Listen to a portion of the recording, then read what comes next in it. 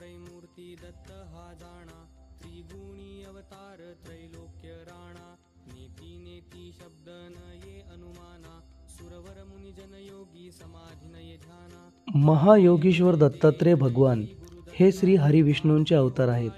हे मार्गशीर्षाच्या पौर्णिमेच्या प्रदोष काळात अवतरले होते.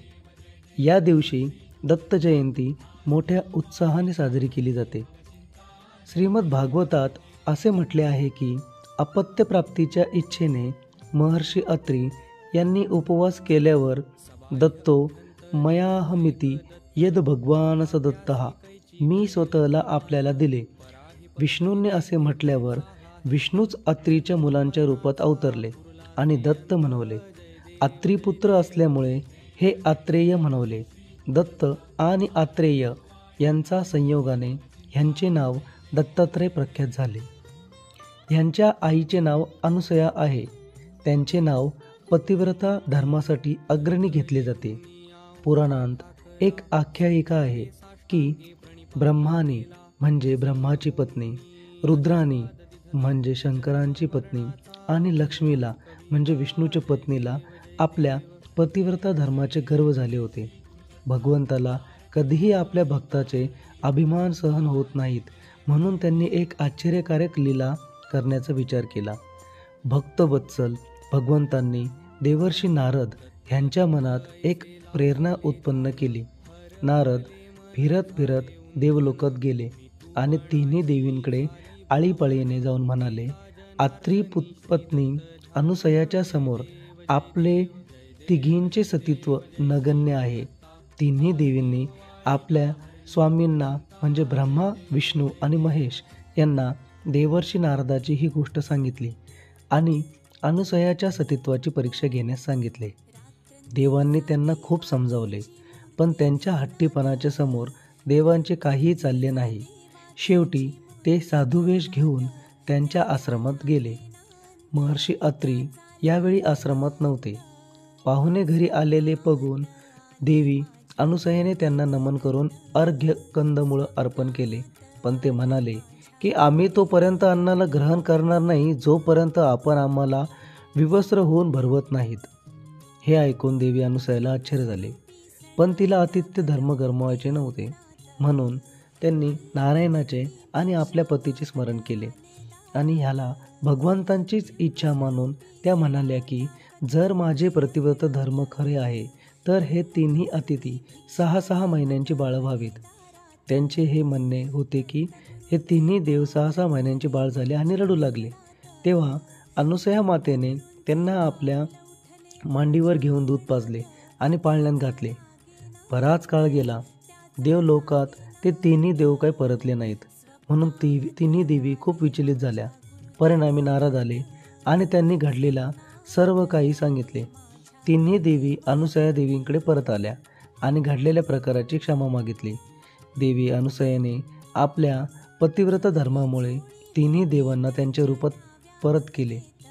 तिन्ही देवांनी त्यांना वर मागण्यास सांगितले, तर त्या म्हणाल्या की आपण तिन्ही देव मला मुलांच्या रूपात प्राप्त व्हावे. देवांनी तथास्तु म्हणून आपल्याला देवलोकात निघून गेले. काळांतरानंतर हे तिन्ही देव अनुसयाच्या गर्भातून प्रगट झाले. ब्रह्माच्या अंशातून चंद्र, शंकराच्या अंशातून दुर्वासा आणि विष्णूच्या अंशातून दत्तात्रय जन्मले. दत्त भगवान हे श्री विष्णू भगवानांचेच अवतार आहेत आणि ह्यांच्या जन्माची तिथी दत्त जयंतीच्या नावाने प्रख्यात होते.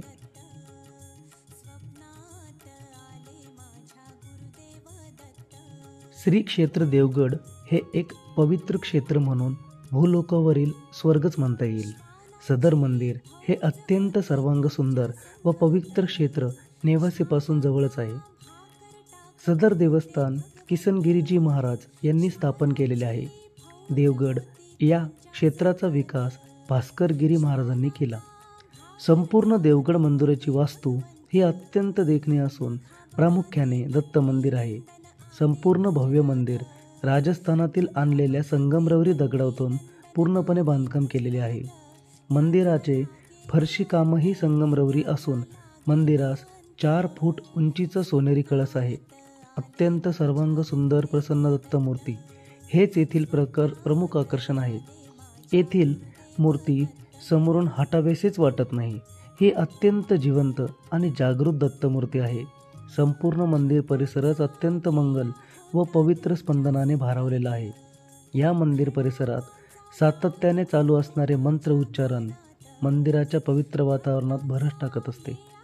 या मंदिर परिसरात दत्त मंदिर, शनी महाराज मंदिर, मारुती मंदिर, मच्छिंद्रनाथ मंदिर, गोरक्षनाथ मंदिर, नारद मुनी, मार्कंडेय मुनी, सिद्धेश्वर, पार्वती, गणेश व कार्तिक स्वामी अशी स्थाने आहेत. श्री मंदिराच्या बाजूस श्री किसनगिरी महाराजांची समाधी आहे. येथील महाद्वारच मंदिराचे भव्य दिव्य स्वरूपाची कल्पना देते. येथील गोपुरे अत्यंत सुंदर आहेत. प्रवरा नदीवर ही सुंदर घाट बांधलेला आहे. या परिसरात खूप वृक्षारोपण करण्यात आलेले आहे. या ठिकाणी नौका विहारासाठी सुविधाही आहेत. या मंदिर परिसरात निवासाची व्यवस्था आहे. भोजन प्रसादाची व्यवस्था आहे. देवगडला प्रत्येक गुरुवार, एकादशी, दत्त जयंती, महाशिवरात्र, किसनगिरी महाराजांचा पुण्यतिथी उत्सव खूप मोठ्या प्रमाणात साजरा होतो. पालखी सोहळा पाहिला की मन तृप्त होते. सदर स्थान अत्यंत पवित्र व प्रासादिक आहे. अत्यंत विलोभनीय बांधकाम, अतिशय रम्य परिसर, भरपूर वृक्षसंपदा यामुळे हा परिसर प्रेक्षणीय आहे. अनेक सत्पुरुष व सिद्धपुरुष यांच्या वास्तव्याने येथील पावित्र्य खूप वाढलेले आहे. या स्थानी अवश्य दत्त भक्तांनी भेट द्यावी.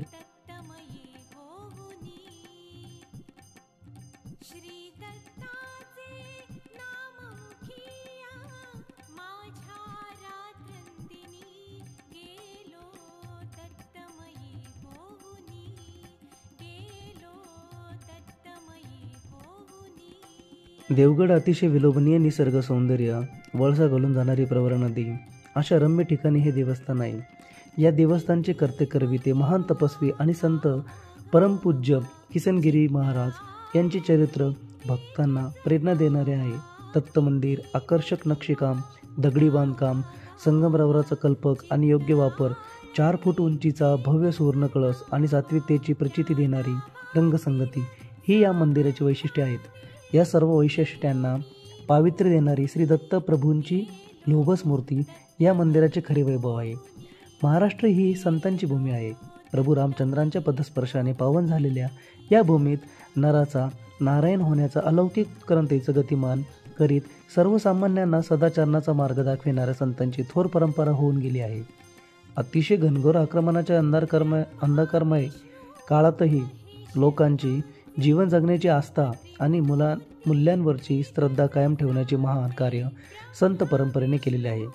संतांच्या वास्तव्याने पावन झालेल्या येथील विविध पुण्यवान तीर्थक्षेत्रांमध्ये नेवाशाजवळील दत्त देवस्थान देवगड हे अत्यंत अग्रगण्य देवस्थान म्हणून ओळखले जाते. अमृतवाहिनी प्रवरा नदीच्या काठावर बसलेले हे देवस्थान म्हणजे भक्तांसाठी भूलोकावरचं शांतता, पावित्र्य आणि श्रद्धेचं जणू भव्यतम आविष्कारच. पुण्यलीला प्रवरा नदी ही अमृतवाहिनी समजली जाते. अगस्त्य ऋषींच्या तपोभूमीतून उगम पावलेली प्रवरा नेवासा येथे संत श्री ज्ञानेश्वरांच्या भक्ती संवादाचा ठेवा समजावून घेत दक्षिण गंगा गोदावरीशी एकरूप होते. समन्वयाच्या विशाल भारतीय संस्कृतीची प्रचिती देणारा हा गोदा प्रवरेचा पूर्ण संगम देवगडच जवळच पाहायलाच मिळतो. हे देवगड आता सर्व भक्ती संप्रदायाचे आकर्षण बनलेले आहे. पवित्र प्रवरेच्या विस्तीर्ण पात्रात श्री क्षेत्र देवगड संस्थांच्या वतीने नावेची व्यवस्था केलेली आहे. भरपूर पाणी, संत सहवास, विस्तीर्ण वनराई आणि एकांत यामुळे येथे नौकाविहार करण्याचा मोह हा सर्वांनाच होतो. अन संत सहवासात भवसागर पार केल्याचे समाधान भक्तांना या ठिकाणी मिळते.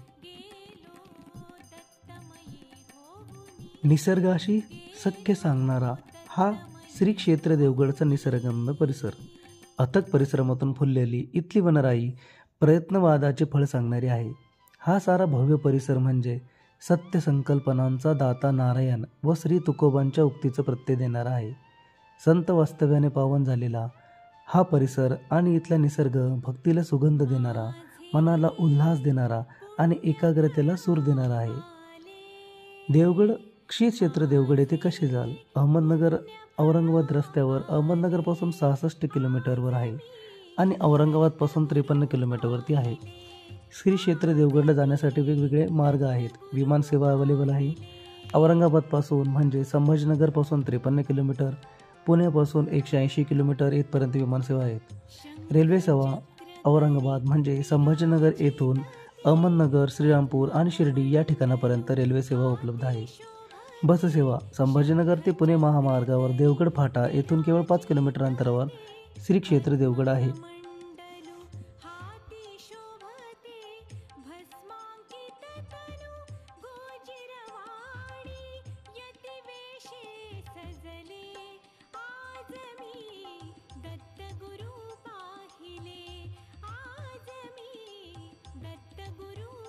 तुम्हाला हा देवगडचा व्हिडिओ कसा वाटला हे मला नक्की कळवा. माझ्या चॅनलचं नाव आहे explore the world with DK. चॅनलला सबस्क्राईब करा, लाईक करा आणि कमेंट जरूर करा, कारण तुमची ॲडवाईस माझ्यासाठी खूप महत्त्वाची आहे. नमस्कार.